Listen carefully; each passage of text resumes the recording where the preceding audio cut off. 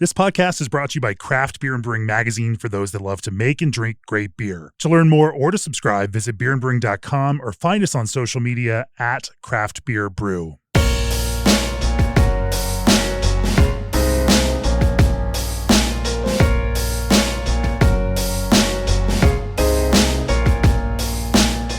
We're steps from a wonderful surf beach and viewing distance of the Wellington, New Zealand airport for today's podcast.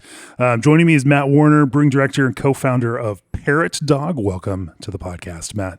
Thanks, Jamie, and welcome on this beautiful Wellington day. Classic, drizzly, actually not too much wind, which is quite a change for this spot, but it's a far cry from probably those beautiful sunny days you've experienced down in Nelson. We've had some wonderful sunny days here in Wellington as well. So, yesterday was absolutely gorgeous.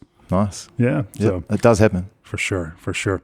Well, anyway, we met down in Nelson last week. We were down there for all of the hop harvest festivities. And, as we started, talking, then also looking up, some of the Parrotdog background, realized you guys have been on a real tear and consistently over the last number of years. And in 2024, the New Zealand Beer Awards won the Champion New Zealand Large Brewery. As we were talking on Saturday, you brew about 17,000-ish, brewers barrels per year.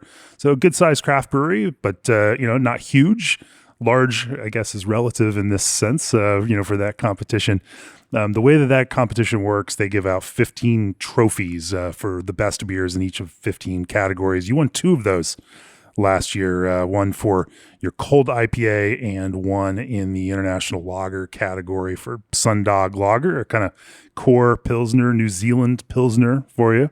Won a whole bunch of other medals also, things like Bitter Bitch IPA won a gold medal, Falcon Pale won a gold medal, so you definitely bring home the awards here at Parrotdog. And when we came in on a Saturday, flew up from Nelson, stopped in here, the tap room here, absolutely packed with lots of people enjoying the beers you make. So over the course of this, we're going to talk about, the way that you make New Zealand beers here in New Zealand and for New Zealand drinkers, and tap into the entire world of hops, but also particularly a New Zealand world of hops, because now I can't not take advantage of this proximity and experience to talk to New Zealand brewers who are just up close and personal with their own country's hops all of the time, and help all of the brewers around the world who have a much less access to information and knowledge about that, to help them learn from you guys. Before we do that, if you're looking for a brewery chiller that's worry-free and tough on GWP, then look no further. G&D Chiller's Elite 290 series chiller uses propane as a natural refrigerant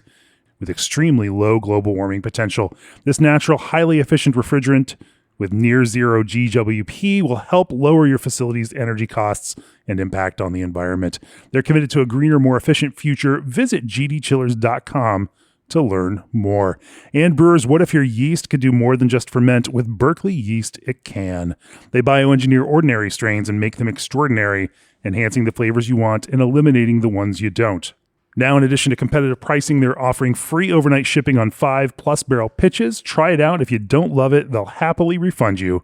So why settle for ordinary when you can brew with better yeast? Visit berkeleyyeast.com to learn more and start brewing with science on your side. Also, day in the life of a brewer is packed enough as it is, so why not let Old Orchard assist with R&D? Custom blend development is available through their innovative R&D lab. Their bulk division supplies a wide range of beverage segments, making it the one-stop shop for flavoring beer and beyond.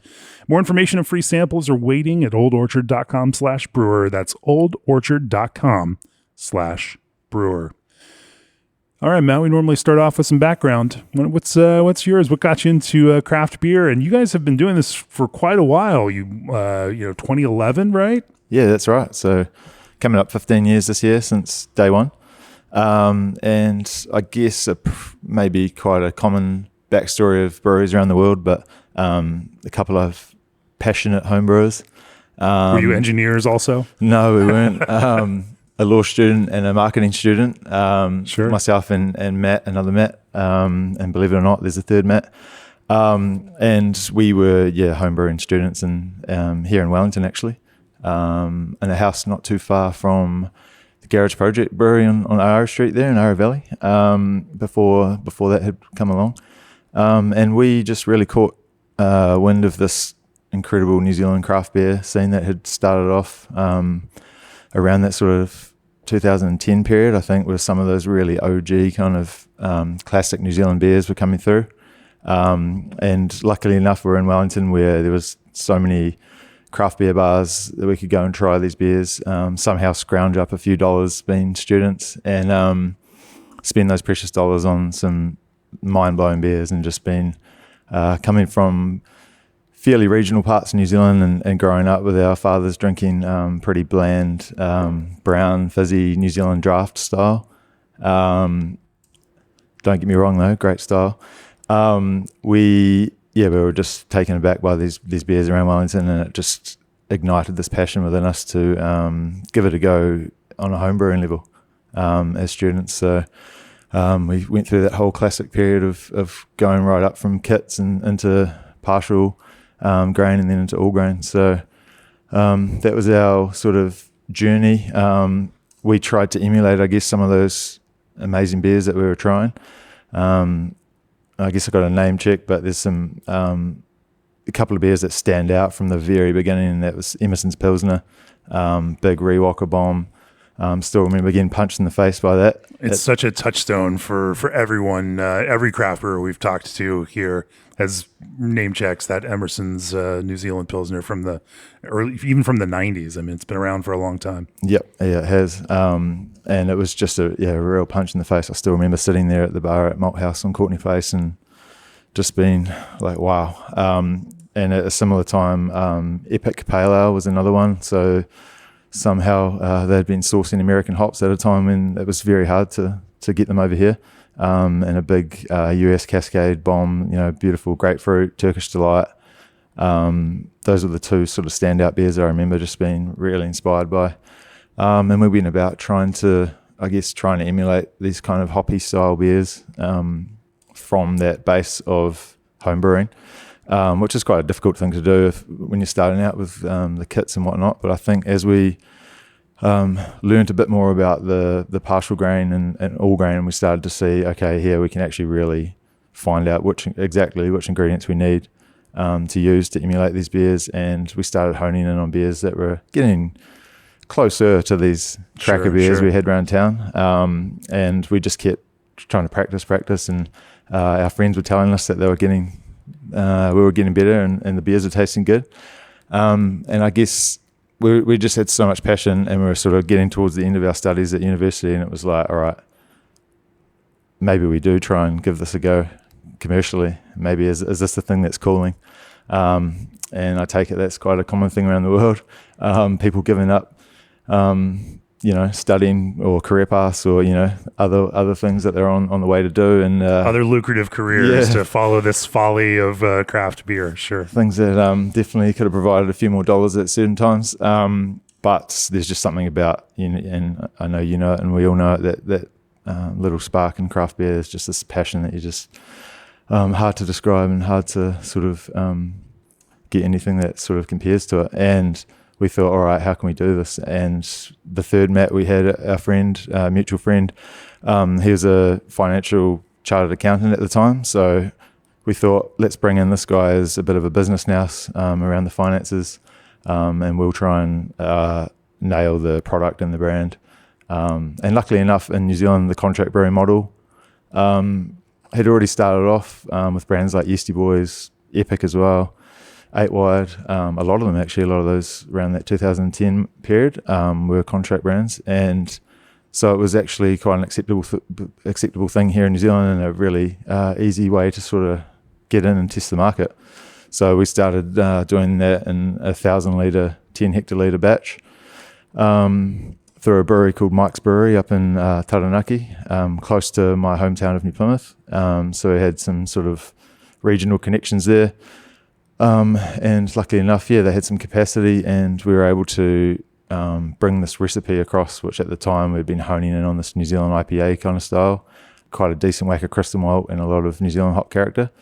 And a decent whack of crystal malt and New Zealand hop character. Yep. All right. We're talking the beer that would become Bitter Bitch. That's the one. Yes. Yeah. So we're talking at the time. What was it? It was at least 10%, if not more, combined sort of crystal and caramel, a very big sort of malty, copper-coloured malt-driven beer. But then Take that, American West Coast, Yeah. all Pilsner malt brewers. yeah, and how things have changed now. But we've tried to keep that beer as an ode to those times, and it still is our second biggest seller, which is crazy, but it's gone through a lot of refinement over the years. And we took that recipe to this Mike's Brewery for that scale up for 1,000 litres, and just being sort of foolish, naive homebrewers, we just thought we could do a bit of a linear scale up on a homebrew recipe from 23 litres up to 1,000. I bet that beer was bitter. Yes, it was. So it didn't go down too well. Although everything besides the bitterness was there and it was working. In terms of grist percentages and composition, that was all good. Right. Salts was all right. Maybe a bit high on the sulfates, but that bitterness was huge. And we had a mutual Joe from Liberty Brewing, who's still around these days, making some great beers and a big inspiration at that time. He was helping Ron at Mike's brew some beers, and he was tasting it out of the tank. So we were back in Wellington as it was fermenting. And he rang me one day, I'll never forget it, and he just said, "Bro, you've got to dump this. There's no way you can sell it. It's just excruciatingly bitter. There's just no way." And so we're in full panic mode. Our life savings had gone into this, our tiny life savings had gone into this one batch of beer. And so we're freaking out what to do. We had the upcoming Beervana Festival coming up, which we wanted to launch this beer at. And we thought, wow, what are we going to do here? But the dry hops hadn't gone in at this stage. And so we thought, no, we're all in here. We just got to keep going. So we went in with this huge dry hop load, and I was trying to look back, but it was somewhere around that 20 grams per litre, which was pretty big back then, and this big charge of Nelson Sauvin and Motueka. And luckily the intense fruity characters in those hops ended up balancing out that insane bitterness, and so did the crystal malt, obviously. So there was enough fruity sweetness components there that beer actually, thank God, ended up quite a delicious beer that we launched at this Beervana Festival. Before that, we had to submit the name and the details for that festival, and we were just thinking, gosh, it's going to be so bitter. Let's just be upfront with it and see if people will enjoy that. So we came up with the name Bitterbitch to try and front end some of those concerns. And lo and behold, it won People's Choice at that festival, and was a great success, and was the sort of launching platform for this whole brand and brewery now. That's incredible. I mean, might as well lean into it. And of course, I mean, there's a theoretical ceiling to where we just can't get any more bitter than that, somewhere in that 100 IBU range. And so as long as you got something out there to balance it, works out fine. So then you eventually creatively funded building your own brewery here. Yeah. And initially a brewery right in central Wellington, our first one, so on Vivian Street in town there. We went about sourcing the funding for that, which was no easy task at the time. A couple of young guys just going around knocking on every bank's door and trying to get around. We found a way to build a brewery on a small, roughly 300 square metre site in Wellington. Horrible site for logistics and whatnot. But we spent a good 5 years there at that brewery before quickly outgrowing it, and we had to make a call on where we were going to go to next. And we went down the crowdfunding avenue actually in a way to build this beautiful site out here in Lowell Bay, and it all came down to sort of finding that perfect site, and then we were like, all right, how do we do it? And that was one of the ways to do it. So we started brewing out here in 2017, and here we are sort of 8 years later.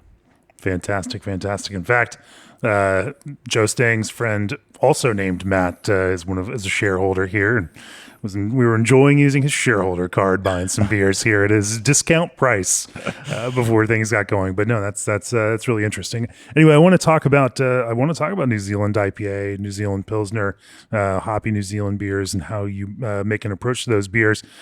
Because again, it's such an interesting one to see all of these styles that we're familiar with in the United States generally, and you do use American hops. It's not like it's not only New Zealand hops, but there's definitely a New Zealand core component of hops because why not use them if you've got them?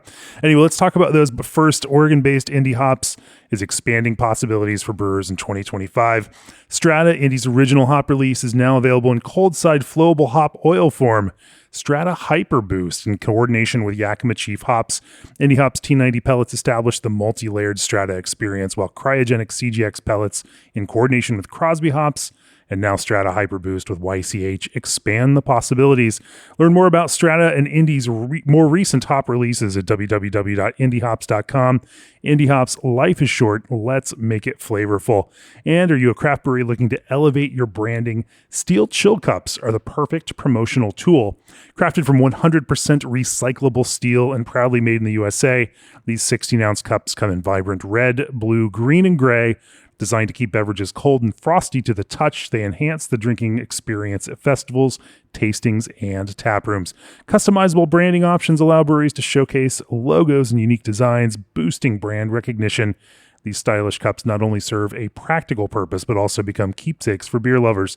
Discover how Steel Chill Cups can put your brand on every pour. Visit steelchillcups.com today. All right, Matt. So, we could talk about Bitter Bitch, but I think, for today's audience, a more throwback caramel, malt, including IPA, might not be quite as exciting to them as some of the more contemporary iterations you make. But maybe we'll start by talking a little bit about New Zealand Pilsner. Your Sundog obviously was a trophy medal winner this past year, the New Zealand Beer Awards. You mentioned Emerson's as being this kind of influence, in a beer that you still remember tasting earlier in the day, and Sundog is your take on that same kind of New Zealand Pilsner style. There's a wide breadth to the New Zealand Pilsner. We've talked about it with a few other brewers here on the podcast because guess what? Our audience is brewers and they love talking about lager brewing. How do you approach it? Obviously, Riwaka, as you mentioned, is such a big part of this, and it's been fascinating to taste Riwaka in this kind of classic New Zealand Pilsner kind of approach. But as you think about designing a New Zealand Pilsner, where did you start? I was thinking about this earlier. So we actually started out in those early days. It was basically New Zealand hops was all we could source, right? So very hard to find those American hops and do anything else. So our whole original 4 beer core range was all New Zealand hops. And we had a blonde ale in there, I guess you call, maybe a West Coast blonde or something from the States, but a little bit of a dry hop charge on a fairly pale base, and that had a bit of Nelson Sauvin in there from memory, long time ago. Flax and Feather was the name of the beer. And then that evolved into when we first gave the Pilsner style a go, maybe 3 years later. We actually went on a whole different route and went with Australian hops for a beer that we called Pandemonium Pilsner. And no one else was really doing that at the time, putting Aussie hops in a Pilsner. Which Aussie hops? That was Galaxy, Vic Secret, and Enigma, I believe. So 3 pretty big heavy hitters. Sure. A lot of alpha acids, a lot of big characters. And I think in those early days, I don't know if it was luck or strategy or whatnot, but we ended up with some very, very good examples of those hops. And we started off making a beer that we loved, and it won some awards as well. It was doing really well. Had some big, nice, bright passion fruit, pineapple characters that worked really well in that Pilsner, a little bit of a herbal sort of background to it. Over time, we sort of found those varieties weren't quite doing the trick for it. And we had always loved that New Zealand Pilsner style, talking about the Emerson's earlier. But originally, we didn't want to try and emulate that. We were trying to do something a little bit different. But when we got to that stage of, we'd sort of done our time, I guess, with those Aussie varieties, and we weren't quite getting the characters we needed. So we thought, all right, let's do a New Zealand Pilsner. Everyone else has already done one for years, but let's give it a crack and do one ourselves. So we stayed with largely with the same malt base we're already doing in Pandemonium. But we thought we'd chuck in the classic big New Zealand varieties on there. There's been some amazing beers in that space between Emerson's, Tuatara, and not too long after, another great Pilsner. Bit more of a sort of European lager yeast character to it, but there's New Zealand hop characters were there. And then, of course, your Panhead and Liberty, two very good New Zealand Pilsners over the years, highly awarded, good friends of mine as well. So I was always sort of surrounded by these great New Zealand Pilsners, and it was time to give a crack, our own sort of version. It really, from that beginning, from that Emerson's Pilsner character, I think Riwaka was an inevitable choice. And then Nelson Sauvin, which we had so much experience with brewing with Bitterwitch, and we were already selecting that hop. We were happy with the characters that we get in that variety, so we trusted it. We just put those two big heavy hitters together and worked on a way of balancing the two, getting the right ferment profile, and having that on this nice sort of crisp, delicate Pilsner base. And I think that works really well with the style itself, just with those sharper sort of sulfitic New Zealand hop notes, can complement that really snappy, crisp New Zealand Pilsner base, without kind of trying to go down too much of a sweet or cloying path. You're always going to get that nice little bit of passion fruit, white wine sweetness as well. But I think the most dominant characters are the sort of grapefruit, white wine sort of, I like to call them zingy kind of, they're really zingy characters that just snap across and cleanse the palate. And I think they complement that pale New Zealand Pilsner style so well. Sure. I want to talk about how you carve out those kinds of flavors, because those hops can go in a lot of different directions, and how you select certainly impacts that. Let's start with talking about malt first. You use 100% Pilsner malt in this, or is there a little bit of color? No, it's just 100% New Zealand Pilsner malt, yes.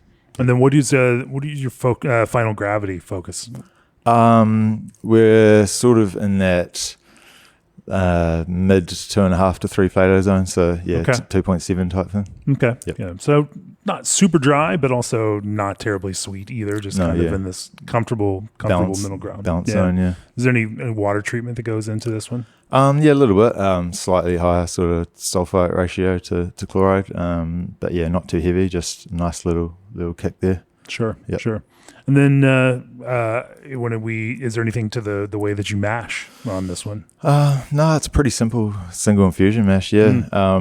We like to keep things pretty simple. I think particularly with this New Zealand Pilsner style, because you're not relying so much on yeast and fermentation character as a backbone of it. We just supply the same sort of philosophies we do for other beers, which is just clean, pretty simple mash profiles, malt profiles. In the end, we just want that nice, delicate, crisp base, and then we're going to let those New Zealand hops do the talking. So, there's not a hell of a lot of complexity behind in the back end. Yeah. Yep. And then through the hot side with hop additions, maybe is there any initial bittering, and then or how do this? I mean, or do you push this later on in the process? We do a little bittering addition. Yeah. Just to get it to the exact level we want. But we're sort of sitting somewhere in that low 30s, 30 IBUs zone all up. Which has a decent sort of kick to it.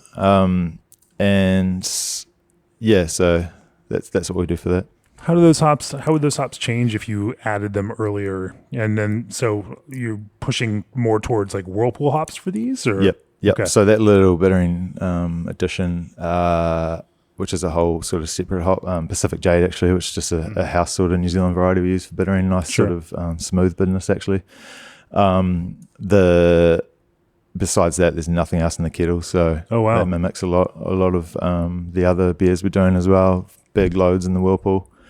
With Riwaka, you certainly can't add it anywhere earlier because it's such an expensive hop. Yeah. You just don't want to. That's what we've found. Incredibly cost ineffective to add it anywhere, but the very end. Over the years, with the price of it, and even just being able to source it in general, just being able to have enough of it, you had to really use it in intelligent way and use it sparingly. So we push all those big flavor aroma hops right to the end of at the whirlpool. What happens to Nelson if you add it earlier in a boil? It's something I've never tasted or seen a brewer do. So. Yeah, we've since quite early on, we've sort of veered away from any flavor or kettle additions in any hops. And I think you get, even with Nelson Sauvin, for example, you still get so much of that sort of sharp, zingy character, even just in the whirlpool, that I'd be very reluctant to be adding that any sooner. Right. And yeah, it just suits what we do. We find we don't lack too much in that mid palate character by not having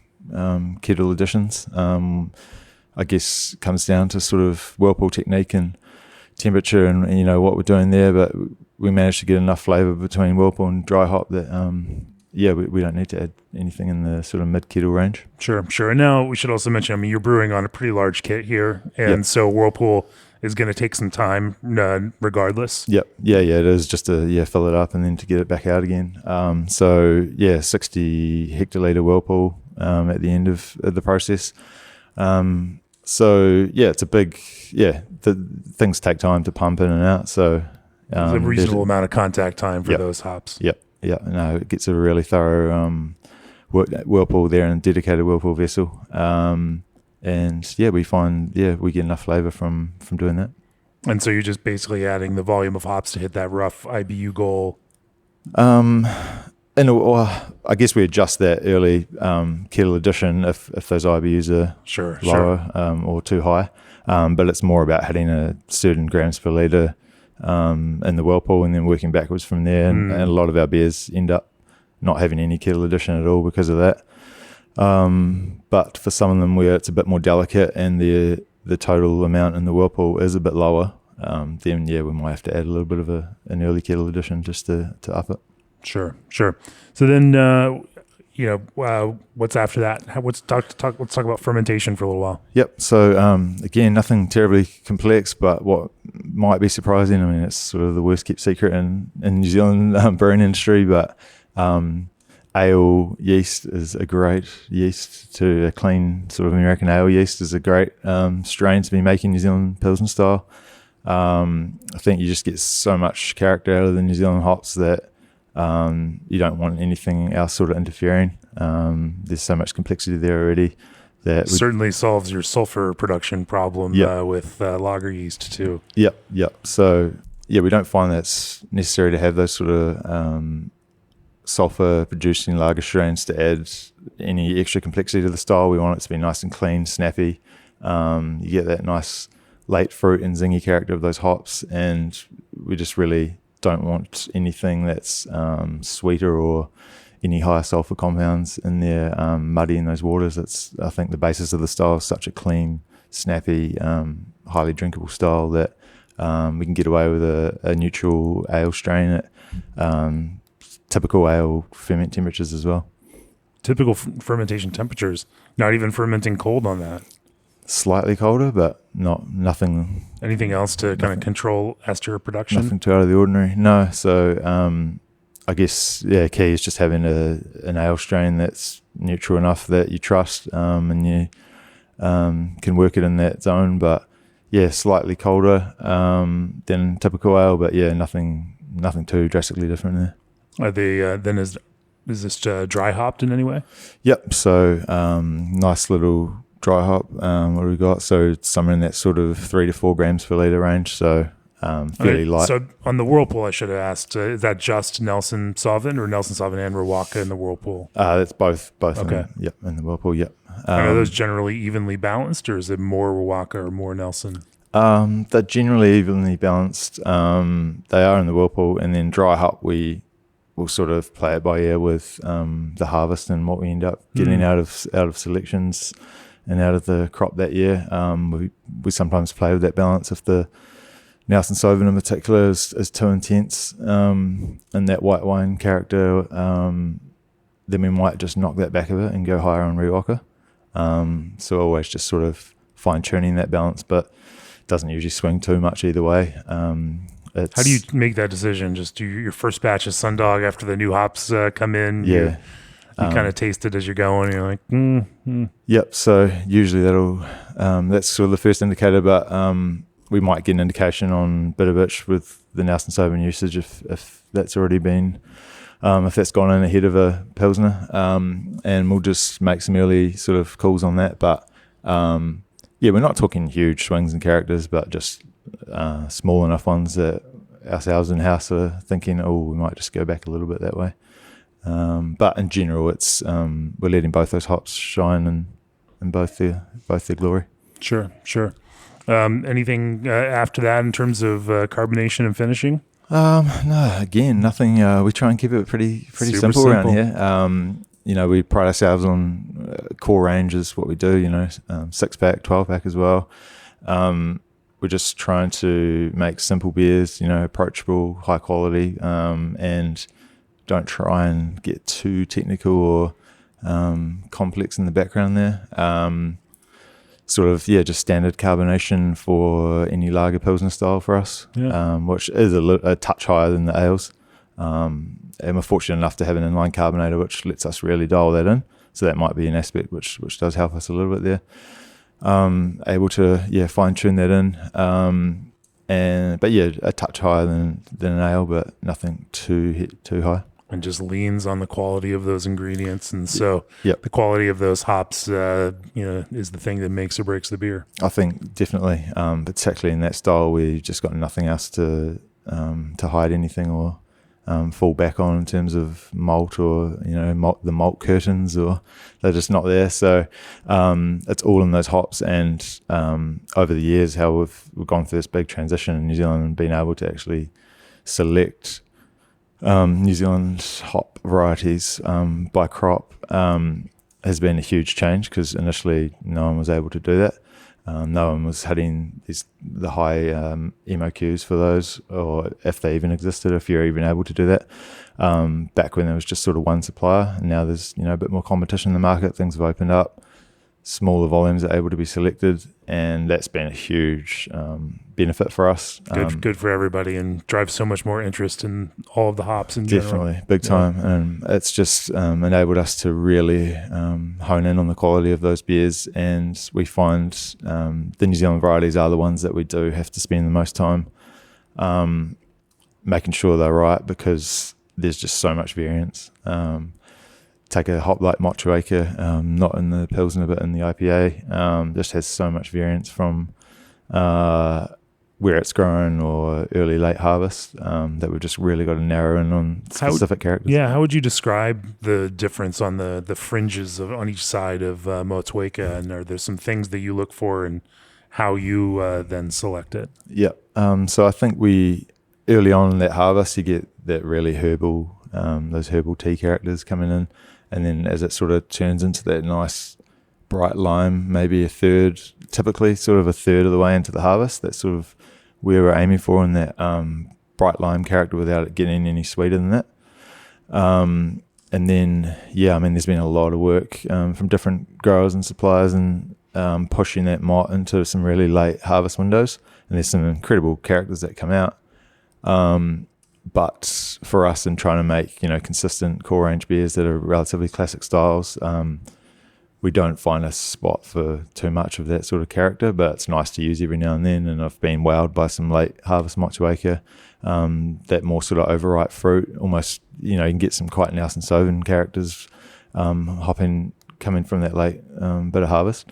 So it's fascinating hop. And amongst all that too, you can often end up with like a ginger crunch, ginger toffee type character, which can get quite close to diacetyl type flavors. So we really got to watch out for that. And I find sometimes that can be early and late. It doesn't seem to be particularly either or. Just seems to be maybe a particular lot or something that's happening. Doesn't seem to be attached to the date too much. But yeah, we're going for that. Is there something to the terroir that then produces, or certain farms, or Not sure if it's that or if it's a downstream application with packaging or what.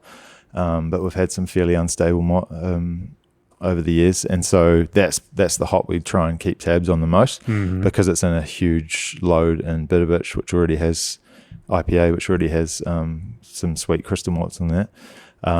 We are always trying to keep it down in that nice bright lime citrus without adding any more sweetness, and aware of that risk over the 12 months until the next harvest, when if it does start deteriorating and getting a bit sweeter, it can really throw the profile out in that beer and make it too cloying. So we're happy with where we're at now. We hone in on selections, and we've had a really good year this year, and been able to get a Motueka crop that's been stable the whole way through. And that's really surprised us, and we're stoked with how that's going. But when you say stable all the way through, you're saying after you get delivery of the hops that it changes from what it was initially when you got it? Yes. So changing from when you might get it in around May through well, even as early as 6 months sort of in package, unused. This is in foil bags, nitrogen flushed, but still getting quite noticing that hop getting sweeter and sweeter in previous years. So something that we actively keeping tabs on. Sweeter and sweeter as it sits there. Huh? Yeah. Seems to be that hop seems to happen to. So if you're making hazy IPAs, just let it sit for a little while. Yeah. I mean, it's great. You'd be wanting some more of that character for limited release hazy IPAs. Right. And we do from time to time. I find that's a great hop for hazies in terms of like a really good supporting hop. Get some really nice oil character in the whirlpool for hazies, and even in the dry hop charge. It's never sort of leading the way, but it's just a lovely background character, and I think that's what we try and get out of it as well. Now, in Bitter Bitch IPA, it sort of takes a little bit of a backseat to Nelson Sauvin naturally in terms of intensity, but it's a really, really good supporting hop. But yes, you do have to be careful with the characters and the quality of it. It's really interesting. I want to talk a little bit more about that, and I also want to talk about some of the other prominent New Zealand hops, and how you kind of describe and think about those kinds of flavor ranges. And then, of course, I would love to talk about IPA and how you apply these kinds of principles into brewing with these hops in the IPA space. Before we do that, breweries don't just need a point of sale system. They need a one-stop shop operating system. And that's where Arrived comes in. Not only does Arrived offer a world-class POS built specifically for breweries, but they also provide Arrived brewery management, e-commerce, and more to help breweries scale and thrive. From taproom to distribution, Arrived gives breweries the tools to streamline operations and boost profits, all in one powerful platform. Want to see the latest innovations in action? Visit Arrived at CBC 2025, booth 1865, where they'll be pouring beers and showing off the future of brewery tech. Or visit Arrived, ARRYVED.com to learn more. Also, missed the ProBrew booth and their incredible product animations at CBC 2025. You can now experience them all right now at ProBrew.com. Head on over to ProBrew.com to see the cutting-edge technology that's revolutionizing beverage production, like the ProFill rotary can filler and seamer and the Alchemator alcohol separation system in stunning high-definition animations. See how their advanced solutions can take your brewery to the next level. Go to ProBrew.com today and experience the latest technology in beverage production. ProBrew, brew your beer. Also, if you're launching a brewery or acquiring an existing one, consider our brewery workshop and new brewery accelerator, September 14th through 17th in Fort Collins, Colorado. Over 4 days, we engage in panel discussions, technical brewery tours, networking, and small working group sessions that help you better understand and prepare for the challenges of brewery operation. Tickets are on sale now. There's only one this year. Visit breweryworkshop.com for more information and to secure your spot. All right, Matt, let's talk about some other hops in this. Motueka is interesting. Talk to me about Nelson Sauvin for a little bit. I guess since day one that's been in the Bitter Bitch recipe, it's just always been around us here in the brewery. I probably have to say overall it's such an exotic hop for us. Well, I mean, it's not that exotic anymore, but for a long time in American brewing, it's been a somewhat exotic hop and viewed that way. Yeah. And it's just a core workhorse hop here in New Zealand that people use for everything. Yep. No, we're very fortunate and lucky enough to have just to be surrounded by it. And I guess in recent years, being able to get different characters out of it with harvest windows and whatnot. But in general, it's just a really good workhorse. We see we can use it in sort of an IPA with a bit of crystal malt to balance that sweetness. You can use it in New Zealand Pilsner to complement snappiness.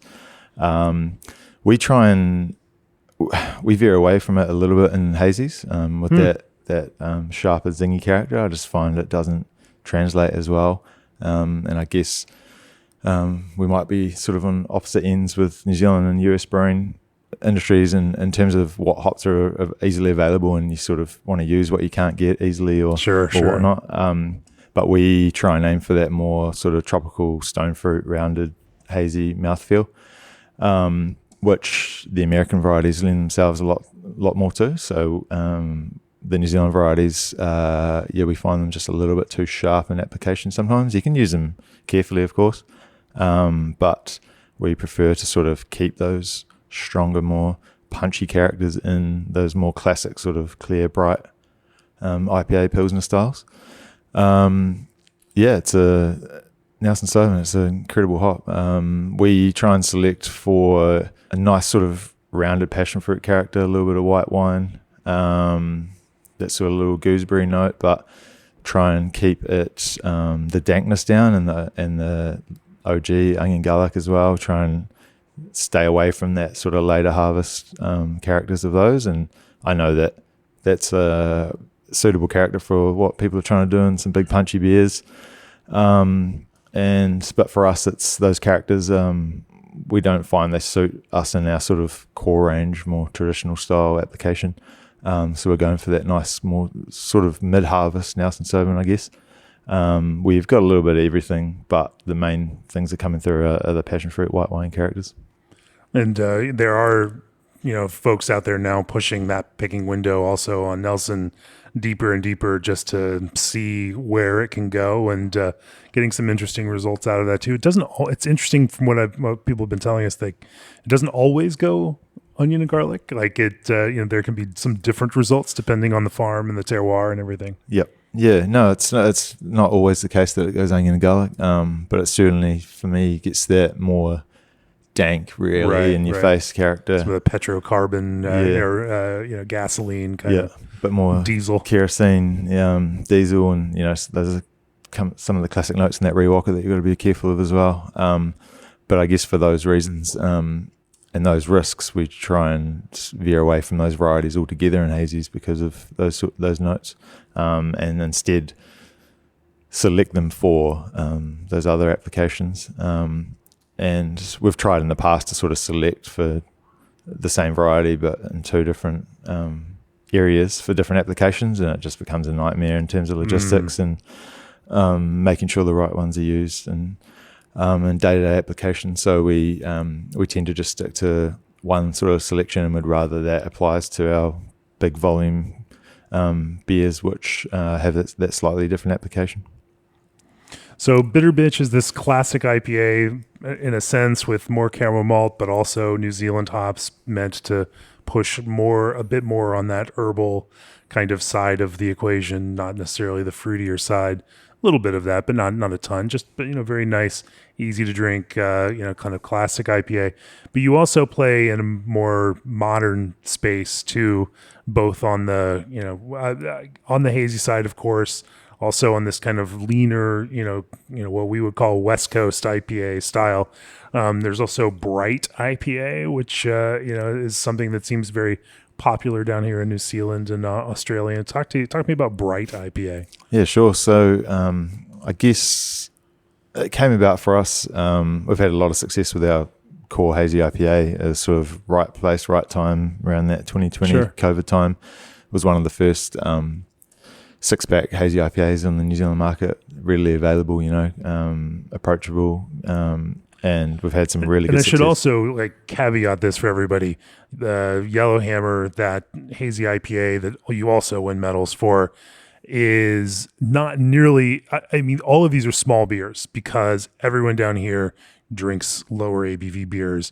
We are not talking about 8% double IPAs here. A lot of these are in that 5 range, something high, mid 4s to, maybe 6 at the very top end of that. But people in New Zealand just like drinking lower ABV beers in general.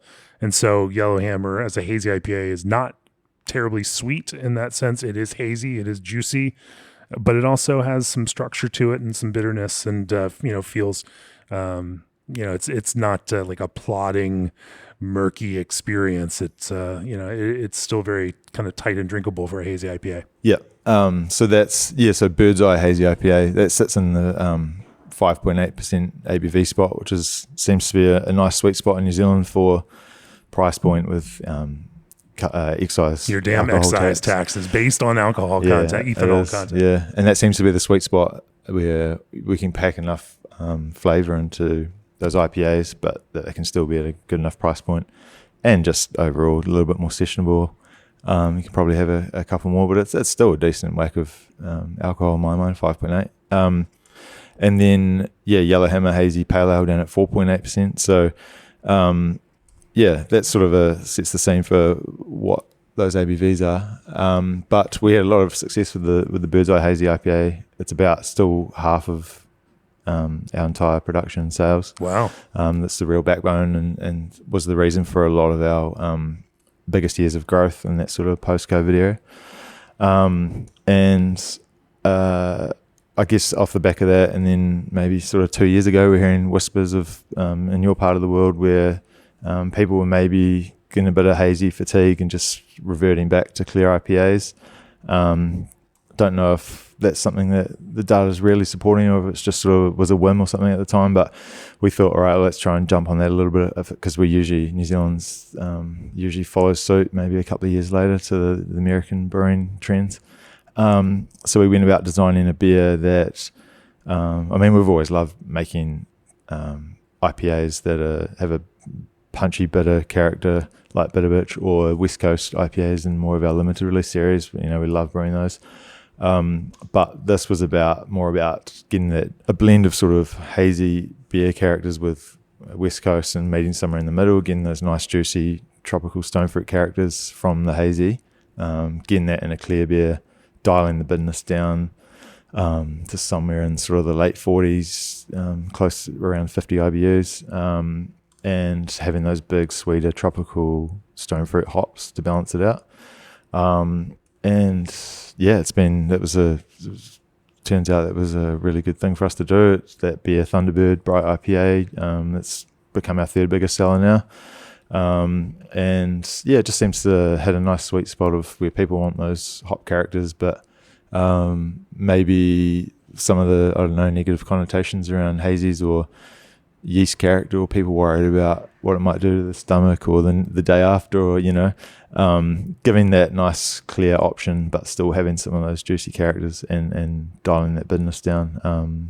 It's a fun beer to make. That's all American hops. Again, sort of we're getting that application from our American hops in terms of rounded, juicy stone fruit and tropical characters. What American hops?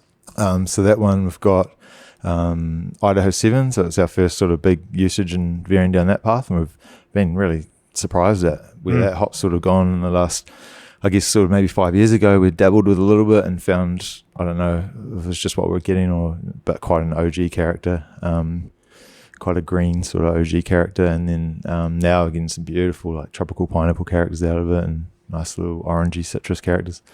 I guess they're picking it at the right time now. Yeah. So also all those survivable compounds. Yep. So dialing in on those really good characters, I think. So we've been happy with that. Also a bit of Eldorado, like tiny little touch of Eldorado and some Citra in there as well. So just some nice sort of really juicy characters. Sure. And in terms of malt, just a pale malt, or so for that, is there some wheat or oats in that one too? It's a split of ale and Pilsner malt, which is something we do a little bit from time to time as well, and a little bit of carapils, but super pale for that beer, trying to keep that colour down in that sort of vein of, I guess, the modern West Coast IPAs and stuff, keeping it nice and lean in colour there. But what's the typical gravity, for a bright IPA? We're sitting somewhere just shy of 3 Plato, like high twos. Yeah. Okay. It's, again, like a lot of our beers, we find sort of finish in that sweet spot of the late twos. Yep. It's interesting because I had it the other day and it felt like more full than that. Yeah. And so in the mouthfeel, definitely. Yeah. There's some other contribution there that helps it doesn't feel, like a leaner to something IPA? Yeah, I think the hops are a big part of that, getting those big, juicy, fruity characters. And again, you mentioned it before, but yeah, we really honed in on some of the research around the survivable compounds for the hops we were using on the hot side, and really just went to town on basically using 3 or so varieties in the whirlpool that really speak to that and let those big fruity characters and try and get those fruity hop flavors in from the whirlpool. And I think that contributes a lot to that sort of oily mouthfeel. And we get, so I guess you get that perceived sweetness from the hop rather than just from a malt final gravity. Sure. How do you go about fermenting this bright IPA? Obviously, whirlpool hop additions. You using the same kind of neutral ale fermentation, or do you push something a little more ester producing for this one? So same neutral ale style yeast strain, which is a workhorse. And I guess proud to say it, but USO5 strain, we've used it since day one in homebrewing. And it's just an absolute workhorse, and it's incredible that you can use it on this sort of scale, and we trust it, and does fantastic things for us. So nothing. My position on this is that if we can use 3470 for ales, then we can certainly use, anything is fair game. Yeah. So at this point, all that matters is the beer that you make and how it tastes and how well executed it is. And so finding folks that create novel solutions and beers that taste like people expect them to do, and certainly win awards and win top medals in competitions against beers made in a variety of different ways, like that's kind of where the rubber meets the road, isn't it? Yep. Yeah. And I think for those styles where we lean into just making sure we get the best quality hops, giving us those flavors and aromas that we want. The malt, we want to get those contributing factors that we want. If there's a bit of crystal or something, adding a bit. Otherwise, it's just a clean base malt for us, and then a clean yeast, and we just let the usually, they're pretty hop forward styles in the core range, and it's just letting the hops do the talking without muddling them too much. Sure. How do you have you done anything to kind of manage some of the challenges of having more colorful crystal malt in a IPA that is packaged out there? Most American brewers are steering away from that just for longevity reasons. How do you manage that? Yeah, I think we've come to the same conclusion over the years. The more crystal malt, the less stable the beer, and for us now, with the distribution we have throughout New Zealand and the sort of longer distribution chains through grocery and whatnot, we just find that with those higher loads of crystal, it just wasn't aging properly. It was getting very cloying at sort of anything beyond that 2-month mark. So we, over the years, we've just kept stripping back the crystal and caramel malt character contributions, but tried to maintain the essence of the beer in terms of the colour and the structure. And I don't think it's like anyone's missing the character too much. If anything, it's more just that we're achieving a character that was like the old beer was when it was super fresh, but just trying to keep that for a longer period of time. Sure. And so that's been great. Yeah, just chipping away at getting those crystal malts down, and using a few tricks just to maintain that colour and appearance. Sure. Before we get out of here, I would love to talk to you about combining maybe in the more experimental space. And we should say that you do have you have a little, 5 barrel kit, test brewery, pilot brewery over here right next to the main, brew house. And you do a lot of pilot brewing. You yourself do a lot of that pilot brewing, testing testing recipes out. And I have an entire series here that's only sold in the tap room, or generally only sold in the tap room. Within that, you are doing lots of experimentation and getting to play with lots of different ideas. And so let's talk about that kind of thing. What I'm really interested in is hops that you find, you found unexpected results from, especially, within that wide range of IPA styles.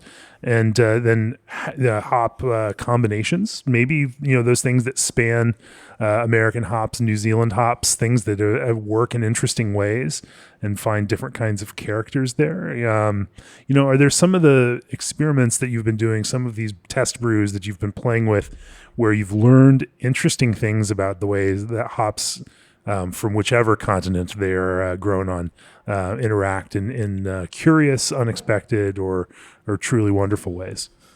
Yeah. So it's I see it as a privilege to be able to work on the little pilot brewery. Sort of came about last year, jumped back on to help the team out through the busy back end of the year. It's just been great to get back in, hands-on, and get to experience all those core ingredients that we're dealing with on a more zoomed out scale in terms of sourcing and contracts and whatnot, but then being able to actually make sure that you're in touch with those products as they come through the door and their application into the I love this trend of brewers getting their little 5-barrel pilot brewery up and running. Obviously, Russian River with theirs, John Meyer from Rogue before he retired had bought the same kind of little 5-barrel system, and lots of brewers enjoying getting back, even at decades into it, getting back on the brew deck and making some beers to stay deeply in touch with it. Not just for any purpose other than they also really enjoy brewing. Yeah, definitely. It's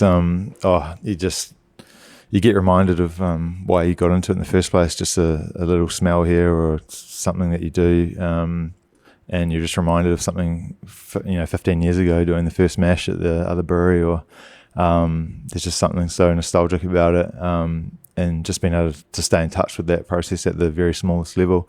It's a great little 5-barrel system. Such fun to play on. End up with sort of around 10 kegs here for our bar. Nothing really ventures out too far beyond these walls, and it's great. The customers get to come in here and experience exclusive beers that are only available here. Lately, we've been doing a lot of playing around on the with the Bract Brewing Program through New Zealand Hops. So they've got some incredible varieties that are on the cards there, and some really promising stuff. And I think that Bract Program is the experimental kind of wing of New Zealand Hops, and so you're brewing with varieties that are still in that experimental phase that have not been grown up to release commercially. Yep. And so I find the direction that some of those varieties are going turns the table on some of those generalizations of probably making earlier on New Zealand hops going in one direction and what we sort of pick from our American hops in the other. But there's some varieties that are coming through that are a lot more suited in my mind to which ones? To hazies. This 109 is the big promising one at the moment. And we were fortunate enough to secure some fresh cones for fresh hop brews last week, where we did a hazy on the big kit and then a New Zealand Pilsner style on the pilot kit. With this 109, it's just this big, juicy, peachy, mandarin-y, incredible hop. I think it's gonna go a long way. Should be the next big thing. And it's cool to just be able to get those characters and that are more suited to that hazy style. I guess in the long term, it makes more sense for us to be able to source more of our hops from New Zealand for sustainability reasons. And so if that sort of spectrum of offering in terms of characters widens, which it looks like it is going to, and I think Superdelic was another sort of step in that direction.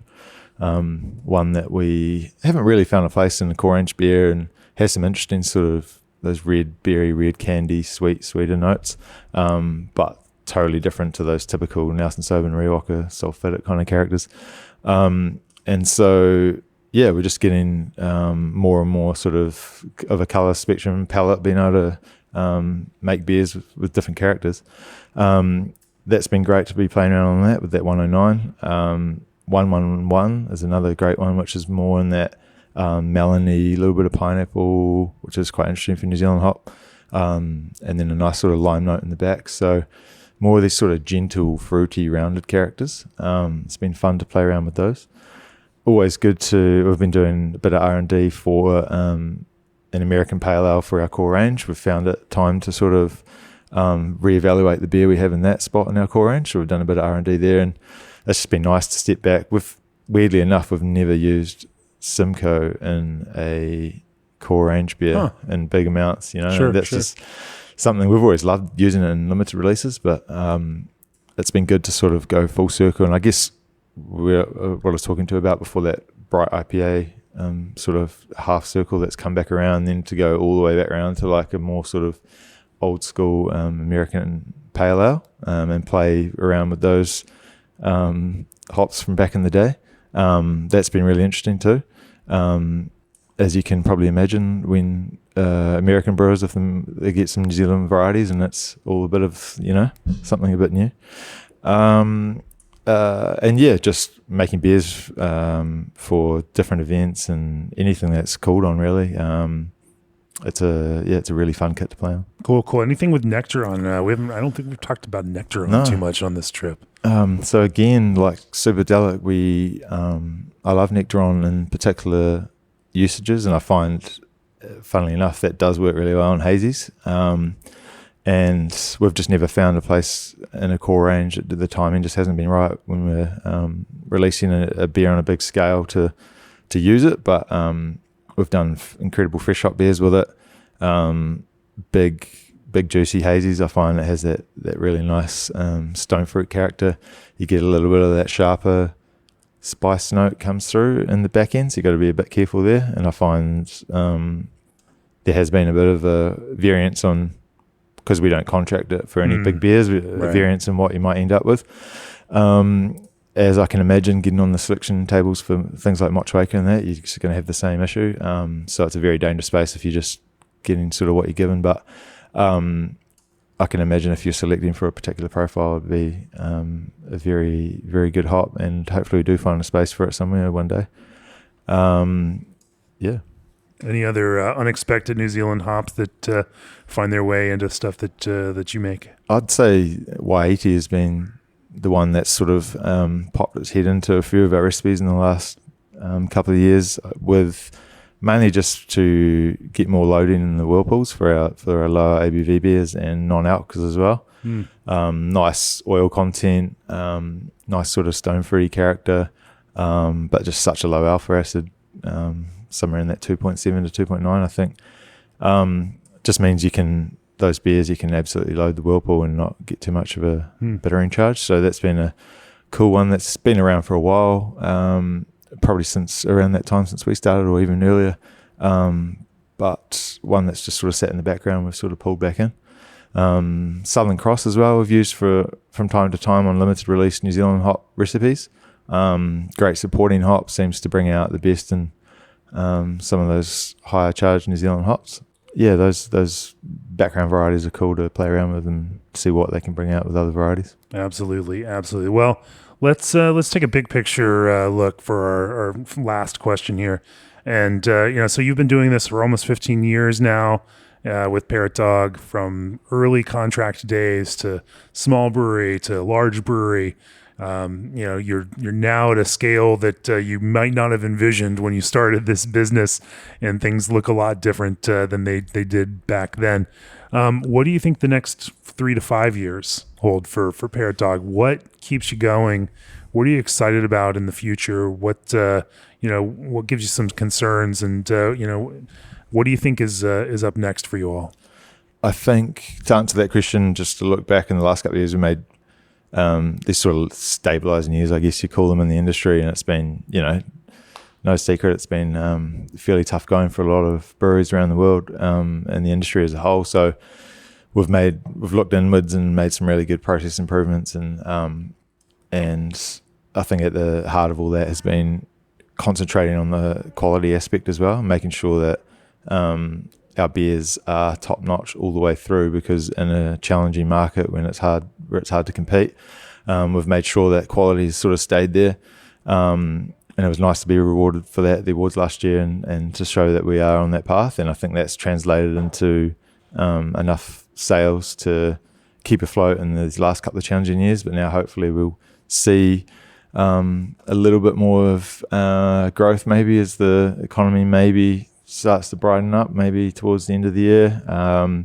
People get a few more dollars back in the pockets, hopefully.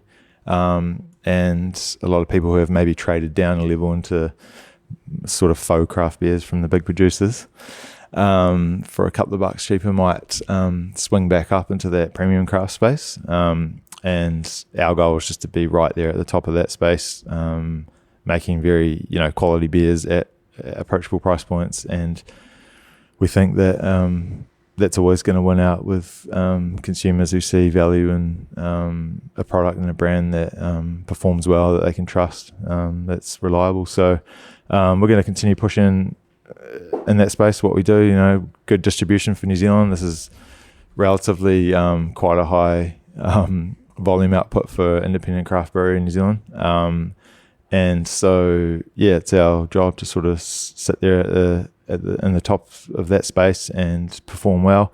R&D is a big part. So even though we might look like we've got a pretty solid core range, we've been doing a bit of one in, one out recently. So it's making sure that all those beers still fit a purpose in today's market. And that's a lot of part of my role these days, is that in the R&D space. So making sure that those core range beers are hitting the spot.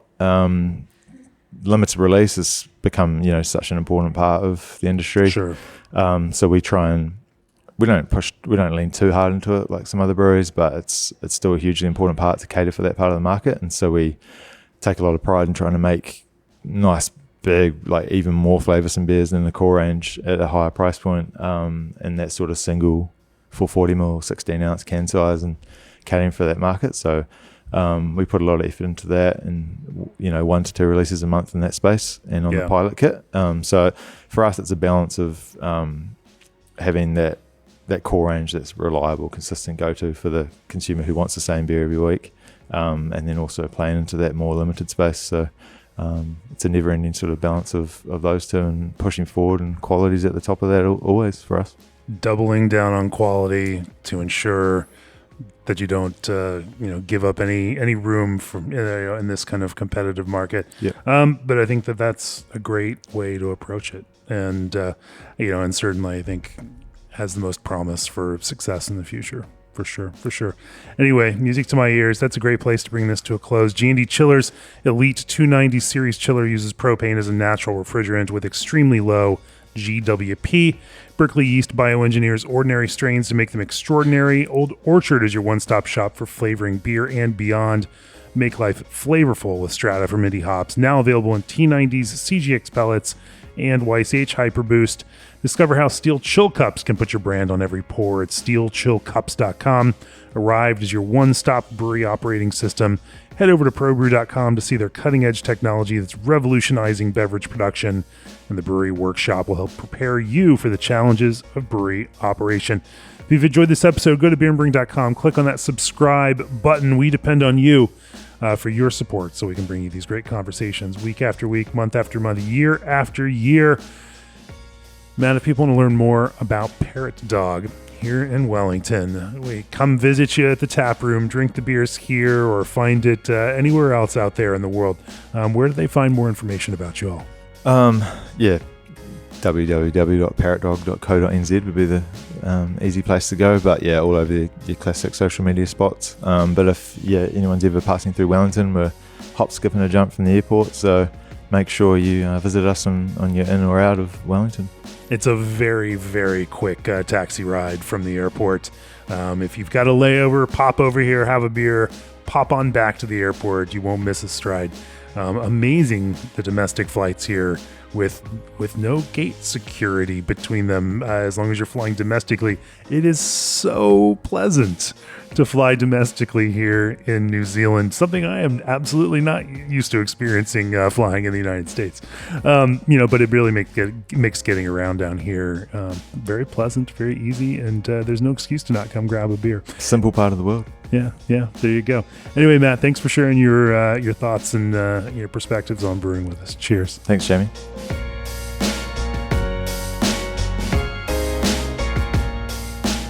This podcast has been brought to you by Craft Beer and Brewing Magazine for those who love to make and drink great beer. To learn more or to subscribe, visit beerandbrewing.com or find us on social media at Craft Beer Brew.